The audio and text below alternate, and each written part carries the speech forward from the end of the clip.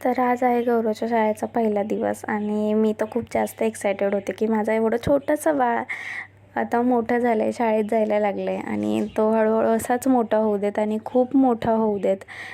त्याला सगळे त्याच्या ज्या इच्छा आहेत त्या पूर्ण होते हीच माझी इच्छा आणि मी हाच आशीर्वाद देईल त्याला. तर ही तर फक्त सुरुवात आहे, अजून खूप मोठं व्हायचं आहे माझ्या बाळाला. तर इथे आम्ही त्याला आवरायला घेतलं, छान असा रेडी केला. शाळेचा पहिला दिवस होता त्यामुळे त्याचे पप्पासुद्धा त्याला सोडायला आले होते की आपलं एवढं छोटंसं बाळ ते आज शाळेत जाणार आहे आणि हा आनंद काही वेगळाच असतो प्रत्येक पालकांसाठी.